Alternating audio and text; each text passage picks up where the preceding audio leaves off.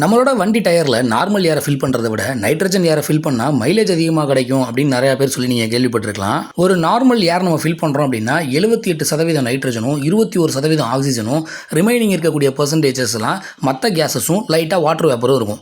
இதே நீங்கள் nitrogen gas fill பண்ணுறீங்க அப்படின்னா அதில் கிட்டத்தட்ட நம்ம 92% வந்து நைட்ரஜனை கொடுத்துருப்போம், 7% வந்து ஆக்சிஜன் கொடுத்துருப்போம், அண்ட் ரிமைனிங் இருக்கக்கூடியதில் கொஞ்சம் வாட்டர் வேப்பரும் இருக்கும். இப்போ நம்ம வண்டி டயர் வந்து தரையில் பட்டு ஓட்டி போகும்போது ஃப்ரிக்ஷனல் ஃபோர்ஸ்னால ஹீட் ஆகிறனால ஏர் எக்ஸ்பேண்ட் ஆகிறனால வாட்டர் வேப்பர் மாலிகூல்ஸ் எல்லாம் எவாபரேட் ஆகும். அது வால்வ் டியூப் வழியாக வெளியில் போயிடும். நைட்ரஜனோட ஆக்சிஜனில் நமக்கு ஒரு புரோட்டான் அதிகமாக இருக்கிறதுனால அதனோட நியூக்ளியர் ஃபோர்ஸ்னால அது கொஞ்சம் சுருங்கி இருக்கும். ஸோ இப்போ டயர் வந்து உங்களுக்கு பம்ப்லாம் ஏறுது அப்படின்னா அது வந்து உங்களுக்கு டயரில் இருக்கக்கூடிய சின்ன சின்ன போர்ஸ் வழியாக வெளியில் போகிறதுக்கான நிறையா சான்சஸ் இருக்குது. அப்போ அதிகமான டயர் தரையில் படும். அப்போ மைலேஜ் கண்டிப்பாக ட்ராப் ஆக தான் செய்யும் நார்மல் ஏரில். இதை பற்றி டீட்டெயில்டு வீடியோ வேணும்னா ஏர்னு கமெண்ட் பண்ணுங்கள். அண்ட் இந்த வீடியோவுக்கு ஒரு LSC தட்டி விடுங்க. தேங்க்யூ.